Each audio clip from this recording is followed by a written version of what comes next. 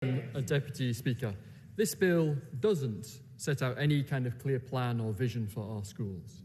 It doesn't address the big challenges that do need addressing. It is silent on discipline and behaviour, one of the biggest issues.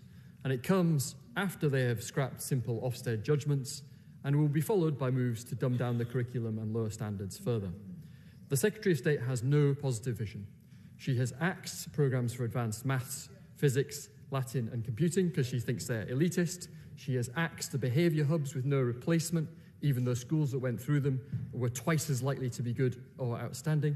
And yet somehow she is able to find £90 million for advertising. Exactly. But this bill is the worst of all. We have numerous amendments to it down today. It takes a wrecking ball to 40 years of cross-party reform of England's schools. And those reforms worked. There is much, much more to do, of course, but England has risen up the international league tables, even as Labour-run Wales has slumped down. Under successive governments of all colours, England's schools have been improved by the magic formula of freedom plus accountability. But this bill attacks both parts of that formula. On the one hand, stripping academy schools of freedoms over recruitment, curriculum, and reimposing incredible levels of micromanagement, taking away academy freedoms now enjoyed by 82% of secondary schools. On the other hand, striking at accountability and parental choice, ending the automatic transfer of failing schools to new management, reversing the reforms of the late 1980s, which allowed good schools to expand without permission from their local authority, a reform which ushered in parental choice. So let me unpack this. First, the bill takes away academy schools' freedoms over the curriculum. We've had amendments down to that.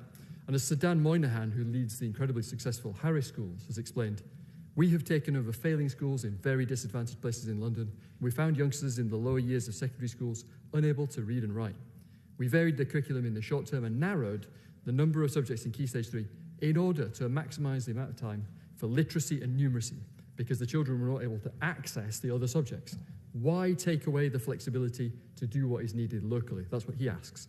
Likewise, Luke Sparks from Dixon's argues we need the flexibility to enact the curriculum in a responsive and flexible way at a local level. There needs to be consistency without stifling innovation. And Michaela School, which has been top in the country 3 years in a row, its head, Catherine Burblesting, has written to the Secretary of State to say, do you have any idea of the work that will be required from teachers and school leaders to change the curriculum? You will force heads to divert precious resources from helping struggling families to fulfil a bureaucratic whim coming from Whitehall. Why are you changing things? What is the problem you are trying to solve?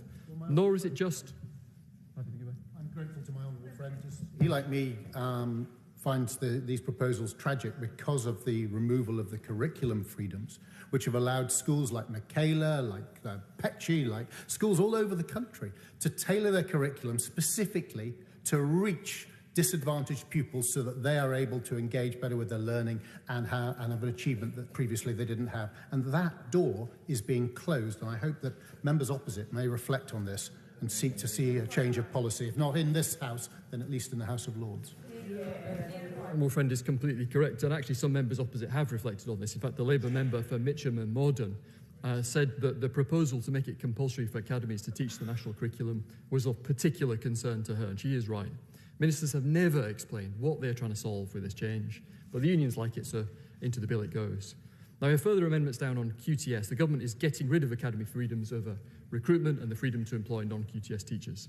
Sir Martin Oliver from Ofsted gave us a good example of how these freedoms are used. He said, in the past, I have brought in professional sports people to teach alongside PE teachers, and they have run sessions. Because I was in Wakefield, it was rugby league. I had rugby league professionals working with about a quarter of the schools in Wakefield at one point. Brilliant. And the government's own impact assessment to the bill says of this change, some schools may struggle to find the teachers they need as a result. Rebecca Leake from the Suffolk Head Teachers Association gave a really good example of how this freedom is currently used. She said, I urgently needed an early years lead, and although she was urgently needing it, she was able to take on someone who had run an outstanding nursery, even though they didn't have QTS or plan to get it. But in future, she wouldn't be able to do that. And as former head teacher David Thomas told us during the Bill Committee, this freedom allows us to recruit people who are maybe at the end of their career, they've got a huge amount of experience, they want to give back to the community, they don't want to go through bureaucracy, and if we put up barriers, they won't end up in the state sector. And ministers have not produced a single shred of evidence that teachers without QTS are of lower quality, or why they can't be a good supplement to QTS teachers. And ministers have never explained why they think that they, sitting in Whitehall, they think they are in a better position to judge who to employ than head teachers on the front line. Ministers claim this is vital, but a footnote at the bottom of page 24 of the impact assessment reveals it will in fact not be applied to lots of different types of schools, including 14 to 19 academies, 16 to 19 academies, university technical colleges, studio schools, further education colleges, non-maintained school early year settings. So this is supposedly vital, but it's not being actually applied to loads of different types of school, and yet ministers are imposing it on loads of other schools. As the former head of Ofsted pointed out this week, taking that flexibility out of the system feels like a retrograde step, and she is right. And with this bill, Whitehall micromanagement is really back too. Clause 44 allows the Secretary of State to direct academy schools to do pretty much anything. And the Confederation of School Trusts are really worried about this, and they suggested a way to bring this unlimited power under some limits. They say, we do have concerns about the power to direct. It is too broad and it is too wide. We would like to work with government to restrict it, to create some greater limits. And those limits should be around statutory duties, statutory guidance, the provisions in the funding agreement. Yet, ministers voted down our amendment to put that suggestion from schools into effect. And likewise, Clause 34, as we discovered in Bill Committee, Clause 34.5.2, will require academy schools to get permission from the Secretary of State to make any change to the buildings they occupy. And this includes, and I quote, any change to either part of the building or a permanent outdoor structure. So literally, if an academy school wants to build a bike shed, it will have to go to the Secretary of State. And it was clear during Bill Committee that ministers had not even realised that this would apply to academy schools. And those are just two of the many, many centralising measures in this bill. So on the one hand, while freedom is being taken away, accountability on the other side of the ledger is being watered down too. The government already got rid of single-word Ofsted judgments and replaced them with something much more complicated, which doesn't seem to have left anybody very happy. And Clause 45 of this bill ends the automatic conversion of failing schools into academies. And the Labour member for Mitcham and Morden has said the current system in which failing schools automatically become academies provides clarity and depoliticisation and ensures a rapid transition. I fear that making that process discretionary will result in a large increase in judicial reviews, pressure on councils and prolonged uncertainty, which is nobody's interests. And she said, the DfE will find itself mired in the High Court in judicial review. When we tried to transfer our first failing school to a Harris Academy, we spent 2 years in court, and the children don't have that time to waste. She is so right. Rob Tarn, the Chief Executive of the Northern Education Trust, has made the same point. He says, if there's no longer a known blanket reality, there's a risk that where it's been determined a school needs to join a strong trust, it will take much longer, and we will go back to the early days of academisation when people went to court. And the Children's Commissioner makes this point too. She says, I am deeply concerned that we are legislating against the things we know work in schools and that we risk children spending longer in failing schools by slowing down the pace of school improvement. She is right. The Confederation of School Trusts say that the current system offers struggling schools clarity, that they will join a trust and that process can begin immediately. In contrast, they warn, we are not clear how commissioning part-time support through the RISE teams makes that any easier. They are right. And the former National Schools Commissioner, Sir David Carter, has warned that the arguments and legal actions that will arise if a school in Cumbria is told to join a trust, while a school in Cornwall just gets arm's-length support, will only add delay to delivering a fairer and better offer to children. And actually, worse still is Clause 51, as it now is, which attacks school choice and the freedom to go good schools.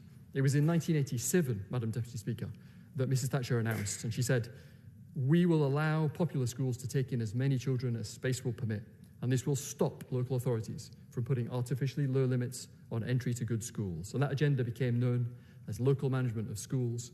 And of it, the former Labour Minister, Lord Donis, wrote, local management of schools was an unalloyed and almost immediate success. School budgets under LMS were based largely on pupil numbers, so parental choice came to matter as never before. And in contrast, the government's assessment of this bill, its own impact assessment of this bill, says we want the local authority to have more influence over the planned admission numbers for schools in their area. And that impact assessment says it could also limit the ability of popular schools to grow.